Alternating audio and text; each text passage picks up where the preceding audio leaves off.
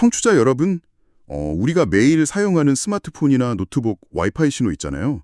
그거 한번 떠올려 보시죠.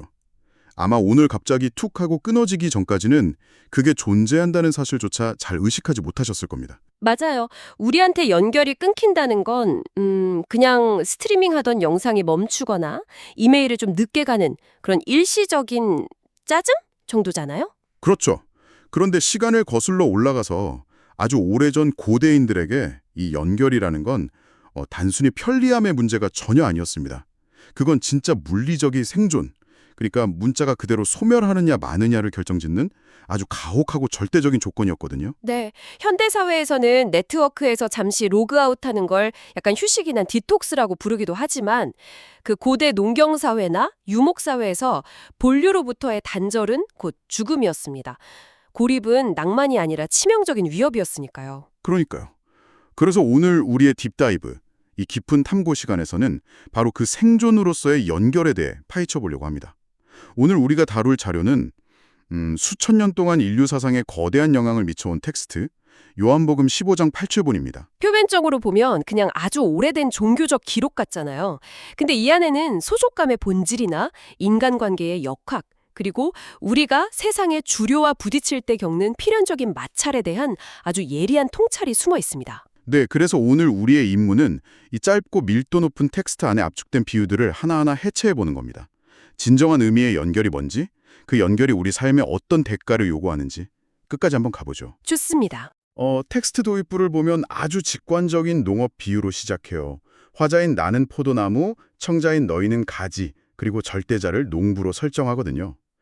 여기서 제일 먼저 눈에 띄는 게 가지가 나무에 붙어있지 않으면 스스로는 아무 열매도 맺을 수 없다는 철저한 의존성입니다. 아주 명확한 역할 분담이죠. 동시에 그 생태계의 절대적인 법칙을 선언하는 부분이고요. 가지의 목적은 혼자 뿌리를 내려서 독립하는 게 절대 아닙니다. 아, 독립적인 개체가 되는 게 아니군요. 네, 오직 원줄기에 붙어서 수액을 공급받는 것, 그게 유일한 생존 방식이자 목적을 달성하는 길이라는 뜻이죠. 이걸 읽으면서 저는 약간 거대한 스마트홈 생태계나 클라우드 서버가 떠오르더라고요. 아무리 최신 스마트 기기라도 메인 서버에 연결되어 있지 않으면 겉보기엔 멀쩡해도 사실 아무 기능도 못하는 플라스틱 덩어리에 불과하잖아요. 맞습니다. 텍스트에서도 단절의 결과를 아주 노골적으로 묘사하거든요. 나무에 붙어있지 않은 가지는 밖에 버려져 마르고 결국 불태워진다고요. 와, 단순한 기능 정지가 아니라 그냥 존재가 완전 파국을 맞이하는 거네요. 그 스마트 기기 비유를 고대 농경사회의 현실로 가져오면 무게감이 확 달라집니다. 포도나무 가지는 목재로서의 가치가 전혀 없거든요. 가구로 만들 수도 없고 건축 자재로도 못 쓰고요. 아, 튼튼한 나무가 아니니까요. 그쵸. 오직 열매를 맺는 기능 딱 하나를 위해 존재하는데 그 기능이 상실되면 유일한 쓸모는 땔감뿐이라는 그 고대인들의 서늘한 상식이 깔려있는 겁니다. 근데 제가 보면서 좀 당혹스러웠던 대목이 바로 그 다음에 나옵니다. 열매를 안 맺는 죽은 가지를 잘라내는 건 시스템 유지보수 차원에서 충분히 이해가 가거든요. 네. 근데 텍스트는 열매를 잘 맺고 있는 가지조차 더 많은 열매를 맺게 하려고 깨끗하게 가지치기를 한다고 말해요. 아니 잠깐만요.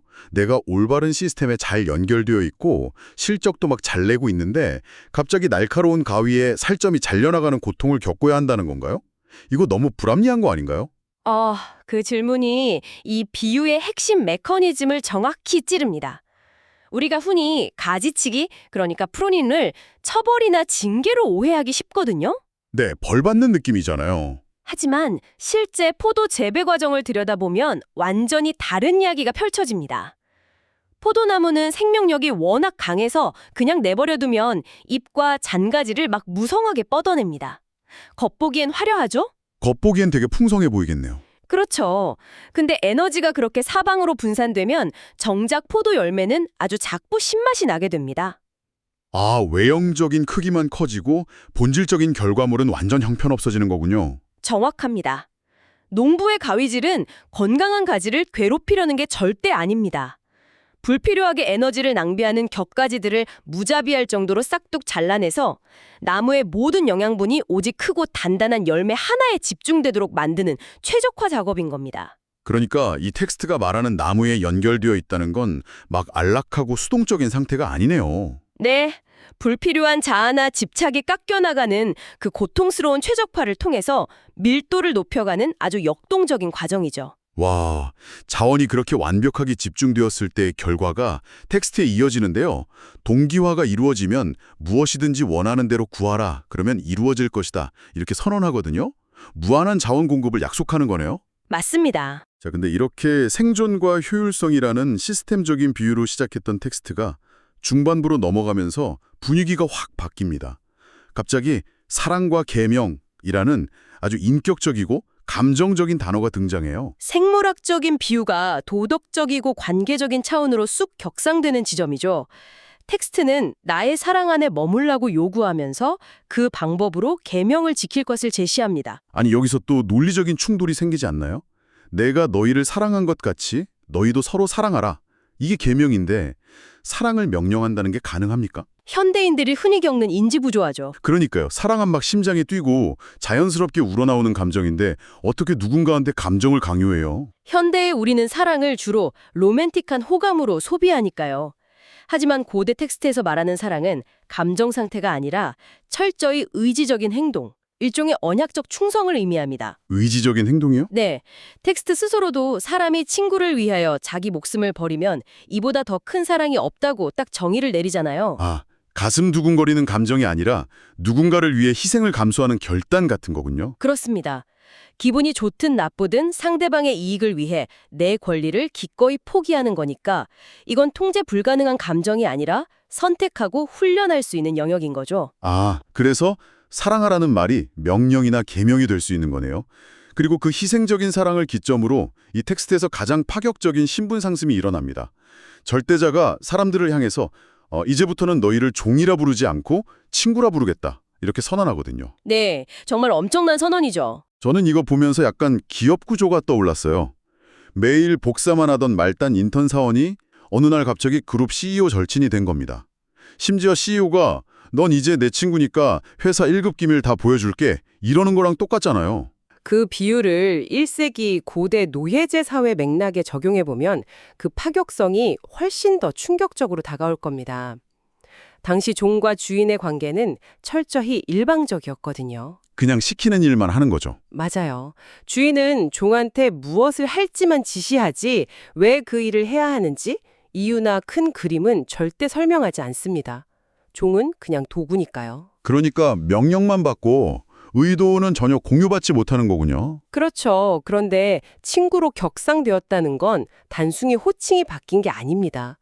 정보의 비대칭성이 완전히 무너지고 목적을 공유하는 동업자가 되었다는 선언이에요. 아, 그래서 아버지께 들은 것을 다 너희에게 알렸다고 하는 거네요. 네, 거대한 우주의 마스터 플랜을 다 공유받고 그걸 함께 실행해 나가는 파트너로 신분이 재편된 겁니다. 완벽한 동업자의 탄생이네요. 근데 이 감동적인 선언 직후에 텍스트가 다시 한번 우리 자유의지를 딱 시험합니다. 너희가 나를 택한 게 아니라 내가 너희를 택하여 세웠다 이러거든요. 네, 아주 중요한 구절이죠. 이 부분 읽으실 때 청취자 여러분은 어떤 기분이 드셨나요? 아니, 모든 걸 공유하는 절친이라면서 결국 이 관계의 시작은 내 선택이 아니었다는 거잖아요. 좀 너무 일방적인 통보처럼 느껴지지 않나요? 현대 개인주의적인 관점에서 보면 자유의지를 박탈당한 것처럼 답답하게 들릴 수 있죠.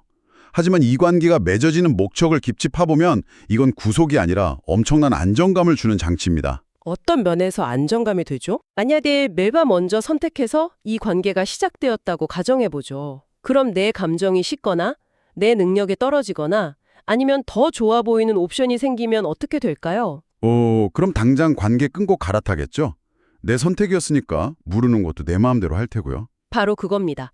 인간의 선택에 기반한 연결은 본질적으로 너무 취약해요. 하지만 우주의 절대적인 존재가 확고한 목적을 가지고 나를 택해서 세웠다면 이야기가 완전히 다릅니다. 아, 그러니까 내 기분이나 성과, 내가 치는 사고들과 상관없이 이 연결의 닻이 아주 깊은 바닥에 꽉 박혀있는 셈이네요. 맞습니다. 이 일방적인 선택은 우리를 억압하려는 게 아니라 어떤 흔들림 속에서도 떨어져 나가지 않게 아주 강력한 안전망을 쳐준 거죠. 와, 그렇게 생각하니까 진짜 든든하네요. 그리고 그 선택의 목적도 텍스트에 나와 있습니다. 너희로 가서 열매를 맺게 하고 그 열매가 항상 있게 하기 위함이라고요. 이런 절대적인 지지가 있으니까 이하재는 후반부에 그 무서운 시련들을 버틸 수 있는 기초 체력이 생기는 겁니다. 아니, 실현이라뇨? 지금 방금 전까지만 해도 막 친구가 되고 영원한 안정 보장받고 되게 눈부시게 아름다운 이야기였잖아요. 근데 여기서 텍스트 분위기가 완전히 등골 서늘하게 급반전됩니다. 네, 갑자기 어두워지죠. 그 숭고한 연결의 결과가 평화가 아니라 거대한 세상으로부터의 맹렬한 미움으로 이어지거든요. 아니, 우리가 올바른 나무 위에 붙어서 이렇게 잘 사랑하고 있는데 밖에서는 도대체 왜 우리를 미워하는 거죠? 여기서 우리는 진리라는 게 현실 세계랑 부딪힐 때 생기는 필연적인 마찰을 보게 됩니다. 텍스트가 세상의 제자들을 미워하는 이유를 명확하게 밝혀요. 너희가 세상에 속하지 않았고 도리어 내가 너희를 빼내었기 때문이라고요. 흙탕에서 혼자 빠져나와서 원칙대로 행동하는 겁니다. 네, 그러면 분위기가 어떻게 되죠? 그 그룹 사람들이 나를 대견해 하나요? 절대 아니죠. 오히려 조롱하고 밉상이라고 막 공격하잖아요. 내가 걔네한테 직접 해를 가한 것도 아닌데 말이죠. 아주 예리한 심리적 메커니즘입니다. 세상이 제자들을 미워하는 건 제자들한테 도덕적 결함이 있어서가 아니에요. 심리학적으로 보면 일종의 투사와 인지 부조화가 일어나는 겁니다. 투사요? 네, 후반부에 이 마찰의 원인이 아주 적나라하게 묘사되죠. 내가 와서 그들에게 말하지 않았더라면 죄가 없었으려니와 지금은 그 죄를 핑계할 수 없느니라. 와, 핑계할 수 없다. 이건 인간 본성의 제일 아픈 곳에 확 찌르는 구절이네요. 절대적인 진리나 빛이 들어오기 전에는 사람들이 자기 이기심을 그냥 어쩔 수 없는 현실이나 무지로 덮어둘 수 있었거든요. 어두울 땐 다 더러운 옷 입고 있어도 티가 안 나잖아요. 그렇죠. 다들 그렇게 사니까요. 근데 너무 눈부신 빛, 그러니까 절대적인 기준이 딱 등장해 버린 겁니다. 이제 몰랐다는 변명이 안 통하는 거죠. 자기 추악한 모습이 적나라하게 드러나니까 너무 수치스럽겠네요. 맞아요. 그때 인간이 취하는 방어 기제는 자기를 뜯어 고치는 게 아니라 그 빛을 비추는 존재 자체를 치워버리는 겁니다. 진실을 마주하기 너무 고통스러우니까 메신저를 공격하는 쪽을 택하는 거죠. 메신저를 공격한다. 잠깐만요. 그러면 논리를 완전히 뒤집어서 생각해 볼 수 있겠네요. 어떻게 역발상을 해보시겠어요? 만약에 내가 세상에서 어떤 원칙을 지키려다가 마찰을 빚고 이유 없는 따돌림이나 미움을 받게 된다면 그게 내가 무언가 잘못 살고 있다는 실패의 증거가 아니라 오히려 내가 그 포도나무에 아주 제대로 찰싹 붙어 있다는 가장 강력한 증거가 되는 건가요? 논리적으로 완벽합니다. 텍스트도 똑같은 논증을 펼치고 있어요. 종이 주인보다 더 크지 못하다. 사람들이 나를 박해하였은즉 너희도 박해할 것이다. 절대자가 세상의 거짓과 부딪혀 미움을 받았다면 그와 완전히 동기화된 친구들이 세상과 불협화음을 내는 건 비정상이 아니라 너무 자연스러운 거라는 뜻이죠. 제대로 연결됐다는 확인증표 같은 거네요. 근데 머리로는 이해가 가도 막상 현실에서 나 혼자 세상이랑 동떨어져서 그 압도적인 적대감을 버텨내는 건 진짜 끔찍한 일이잖아요. 이 연약한 가지들이 이 살벌한 환경에서 어떻게 살아남습니까? 다행히 텍스가 우리를 절망에 버려두지 않고 궁극적인 해결책을 줍니다. 바로 아버지께로부터 파견되는 진리의 성령 보혜사의 등장이죠. 와, 저 이 부분에서 진짜 긴장감 폭발했어요. 막 거대한 적대적 법정에 저 혼자 피고인으로 서 있는데 갑자기 우주 최고 권위자가 파견한 전설적인 변호사가 공동 변호인으로 법정 문을 확 열고 들어오는 장면이 막 상상되더라고요. 아주 생동감 넘치는 비유네요. 실제로 보혜사라는 단어 원어 뜻이 곁에 부름받아 돕는 자, 즉 법정에서 피고인을 변호하는 조력자를 의미하거든요. 아, 진짜 법정 용어네요. 네, 세상의 끊임없는 고소 속에서 이 진리의 성령이 객관적이고 흔들림 없는 증언을 해줄 거라는 약속입니다. 절대적인 지원군이 온 거죠. 아니 근데요, 제가 여기서 텍스트가 제 기대를 교묘하게 배반한다는 걸 발견했습니다. 보통 영화 보면 이런 초월적 변호사가 딱 등장하면 넌 가만히 있어. 내가 다 알아서 할게. 이래야 멋있잖아요. 보통 그렇죠. 근데 텍스트 마지막 부분은 되게 뜻밖의 요구를 합니다. 너희도 처음부터 나와 함께 있음으로 증언하느니라 이러거든요. 수동적으로 보호해주는 게 아니라 나를 증인석으로 끄집어내서 아주 적극적인 동업을 요구해요. 이거 왜 이러는 거죠? 바로 그게 이 텍스트 철학의 백미입니다. 어떤 기적이나 마법으로 세상을 조용히 시키는 쉬운 길을 안 가는 거예요. 우리 맨 처음 포도나무 비유로 돌아가 볼까요? 네, 포도나무와 가지요? 포도나무가 생명력을 주지만 정작 세상 밖으로 열매를 드러내는 건 결국 가지의 몫입니다. 나무와 가지가 물리적으로 결합해야 열매가 맺히듯 이 법정에서의 증언도 완벽한 파트너십을 요구하는 겁니다. 아, 진리를 증명하는 방식조차도 철저하게 연결에 의존하는 거군요. 네, 초월적인 변호사가 내면에 영감을 주지만 그것만으로는 세상 귀에 안 들리거든요.